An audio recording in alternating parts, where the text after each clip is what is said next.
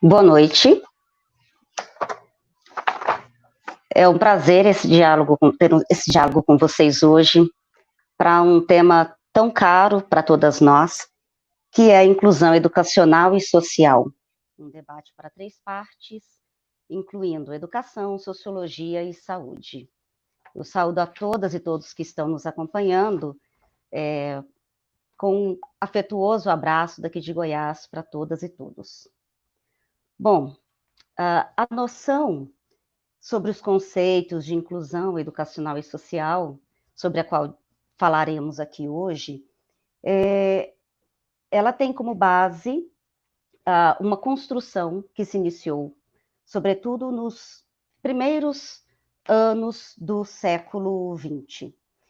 Ela é decorrente, na realidade, essa noção, de processos históricos e sociais mundiais transcorridos, sobretudo, no século XX. Para compreendermos a construção do conceito de inclusão social e educacional vigente atualmente, eu convido vocês para uma pequena digressão histórica. A primeira metade do século passado foi intensamente marcada por eventos violentos e autoritários, tais como o fascismo, o nazismo e as duas grandes guerras mundiais. Estes acontecimentos e seus efeitos violadores da dignidade humana e ameaçadores à vida, impulsionaram um conjunto de mobilizações em prol dos direitos humanos, o que culminou em 1948, na promulgação da Declaração Universal dos Direitos Humanos. A noção de direitos humanos, fundamentada na concepção de dignidade do ser humano, na igualdade dos direitos entre homens e mulheres, no princípio da liberdade como fundamentais para o progresso social e para a promoção de melhores condições de vida, subsidia o conjunto de mobilizações e de mudanças forjadas, inclusive no Brasil, no sentido de promover a inclusão social e educacional de pessoas que, a despeito da garantia de direitos pela sua condição de pessoa humana, em razão de peculiaridades advindas do gênero, da orientação sexual, da condição econômica, da cor, das condições físicas e intelectuais, dentre outras, não eram devidamente alcançadas por este direito, tal qual fora promulgado na Declaração Universal dos Direitos Humanos. A característica marcante das mobilizações por direitos humanos e por inclusão social e educacional no contexto da primeira metade do século XX era o seu caráter universalista, isto é, direito de todos e para todos. Contudo, passados alguns anos da promulgação da Declaração Universal dos Direitos Humanos, percebia-se que o alcance dela era desigual e que as desigualdades, exclusões e violações de direitos afetavam diretamente alguns grupos socialmente marginalizados. Em razão da percepção desta situação e da reação a ela, eclode, nos anos 1960, os chamados novos movimentos sociais, com a característica de serem movimentos insurgentes contra a colonização do mundo da vida, reivindicando a democratização social por meio da garantia de direitos no âmbito da legislação, no tocante à qualidade de vida e à diversidade dos modos de vivê-la.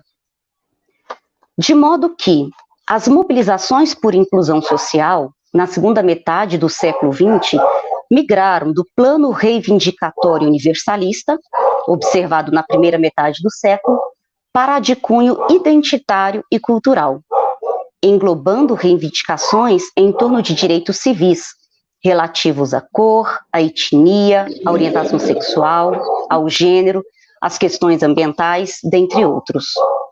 Neste panorama, merece destaque as mobilizações em defesa de pessoas com deficiência, cuja mobilização é temporalmente deslocada do movimento social geral apresentado até aqui.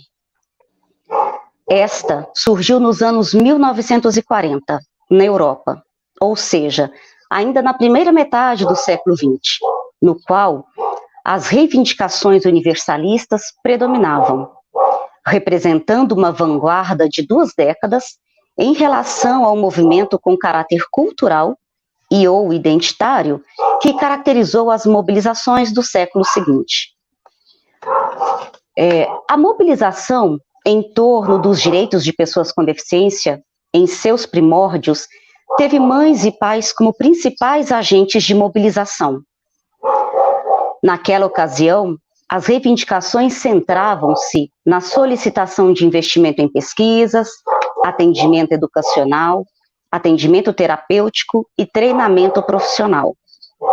Com o passar dos anos, ele se tornou um vigoroso movimento político, com repercussão internacional, cuja voz, a partir dos anos 1970, começou a ser a das próprias pessoas com deficiência. Percebe-se que, a partir deste período, as soluções para as questões das deficiências passaram, cada vez mais, pela auto-organização delas próprias. A exceção foi, e continua sendo, a de pessoas com deficiência intelectual, sobre quem o estigma de que são pessoas incapazes de pensar de maneira lógica e coerente, bem como o senso comum sobre a incapacidade de autodeterminação, ainda são fortes fatores para o silenciamento e o impedimento, salvo exceções, da participação delas nos fóruns de discussão como sujeitos capazes de falarem de si e por si, coerentemente, a partir de suas próprias perspectivas. Observem que desde o início das mobilizações em torno dos direitos de pessoas com deficiência, havia reivindicação ao direito à escolarização. Direito esse que até a última década do século XX, no Brasil, foi atendido principalmente em escolas especiais, que eram, em sua ampla maioria, instituições filantrópicas, evidenciando que a escolarização de pessoas com deficiência no Brasil ocorreu, sobretudo, de modo segregado em escolas especiais ou em classes especiais, mesmo que em escolas comuns. Evidencia-se também a ausência do Estado como um agente efetivamente articulador de possibilidades de escolarização para o público-alvo da educação especial. Apesar de constar, desde o ano de 1961, na Lei de Diretrizes e Bases da Educação Nacional, que o atendimento educacional de pessoas excepcionais, conforme nomenclatura da época, deveria ocorrer, na medida do possível, no Sistema Geral de Educação, uma vez que esta era uma forma de integrá-los à vida em comunidade.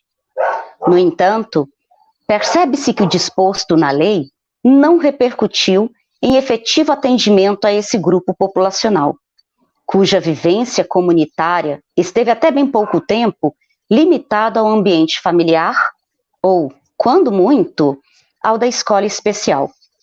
Foi nos anos 1990, no Brasil, que as possibilidades de inclusão social e educacional de pessoas com deficiência começou a ocorrer de modo mais efetivo. Este período marca, de modo significativo, a abertura de novas possibilidades, não sem tensões, para a inclusão social e educacional, na qual a instituição escolar tem se configurado como principal locus de socialização, de instrução e de abertura para que às pessoas com deficiência fosse garantido o direito de vivência em comunidade, de aprendizagem e de desenvolvimento das suas potencialidades. Conforme dados observados no Censo Escolar Brasileiro, do período entre 1998 e 2013, transcorreu no Brasil um expressivo aumento na quantidade de matrículas de pessoas público-alvo da educação especial, nas escolas regulares e nas salas comuns. Ao mesmo tempo que se observa a redução na quantidade de matrículas nas escolas especiais e em classes especiais. Desvela-se também que é nas escolas públicas que esse processo de inclusão tem se materializado. Sociologicamente, podemos dizer que as mudanças recentes relatadas nesta digressão criaram condições para que as pessoas com deficiência, especificamente, se tornassem um novo ser social. Alguém antes ausente, agora presente, que fala, que se relaciona, que aprende, que reivindica, que ensina com e aos seus pares e professores, trazendo novas e, não raro, desafiantes dilemas, que urgem serem corajosa e fraternalmente enfrentados. Uma boa noite.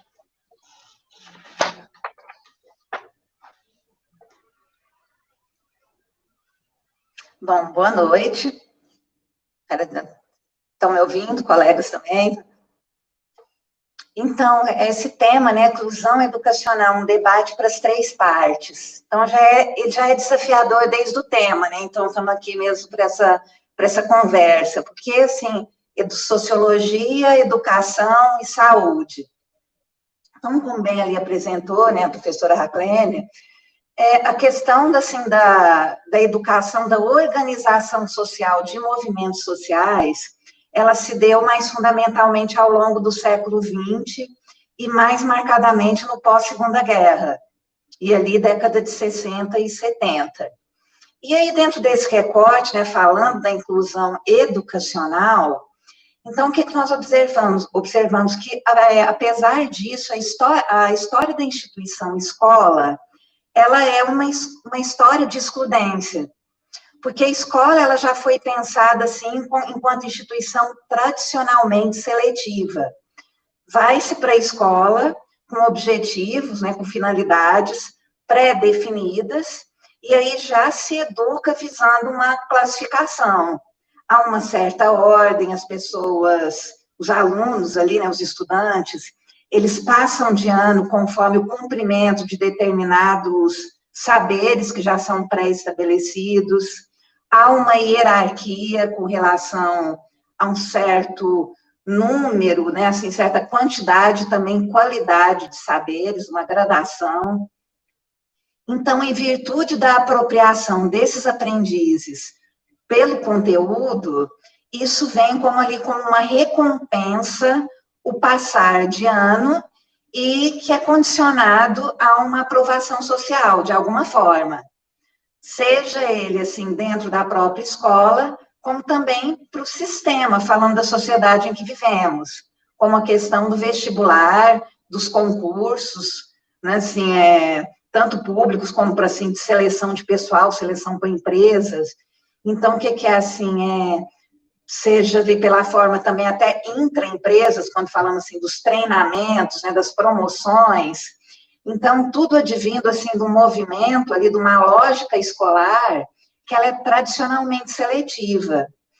E no século XX, particularmente nessa segunda metade, essa forma, ela começa a ser questionado justamente por aquelas organizações de movimentos, de parcelas populacionais, que, historicamente, elas foram excluídas tanto da escolarização, como, consequentemente, de maiores possibilidades de ascensão social.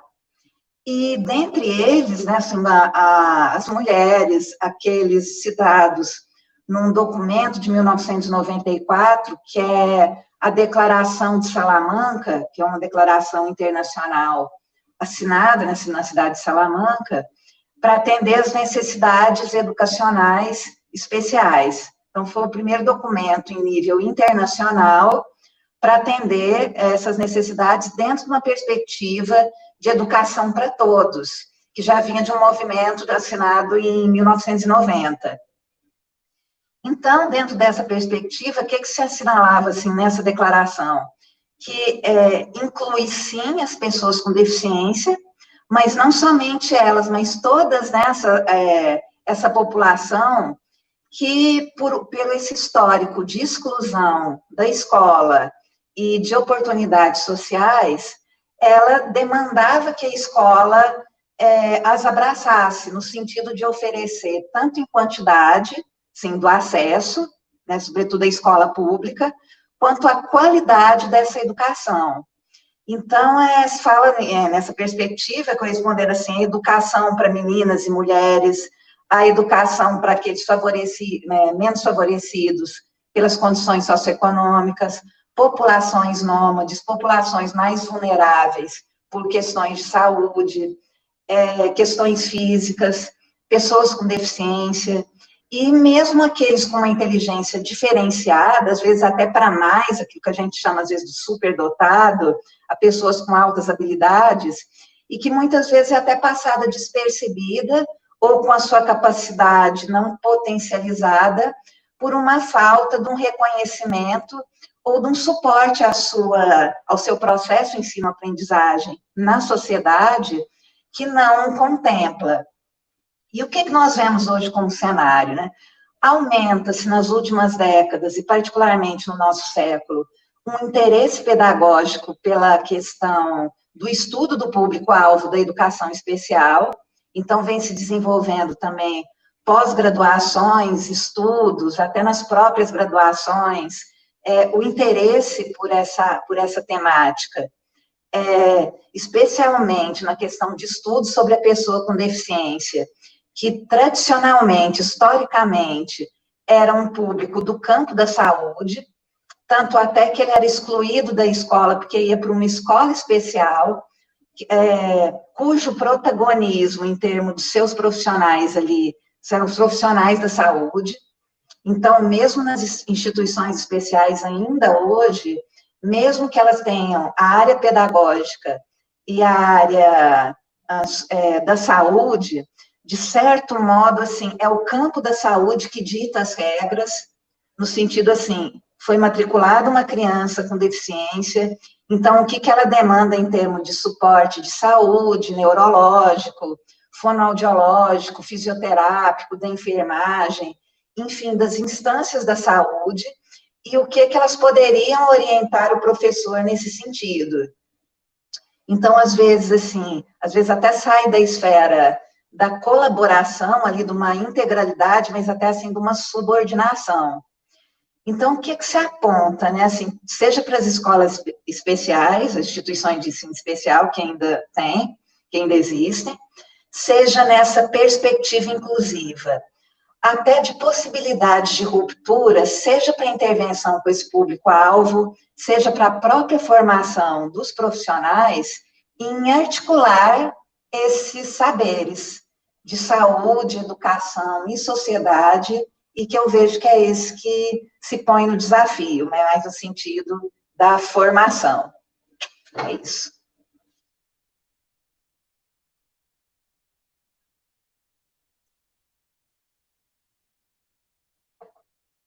Ouve, Raclene, me ouve? Sim, agora sim. Ana Beatriz. Boa noite. Então, para finalizar, né, esse painel, eu vou contextualizar que nós três somos professoras do IFG, Campus Goiânia Oeste,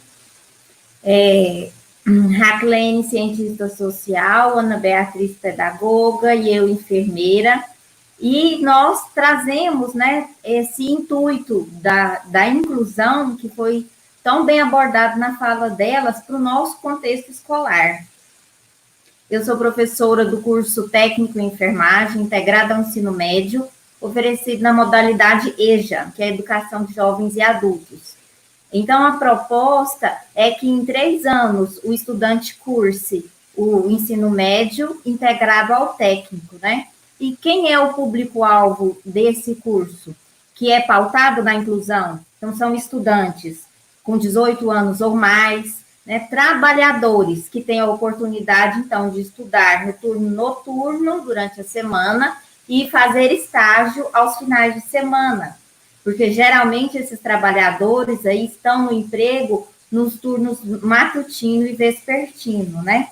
Então, aí o desafio de propor, né, um ensino, um processo de ensino-aprendizagem que seja frutífero, produtivo para o estudante, na questão de permanência e êxito, né?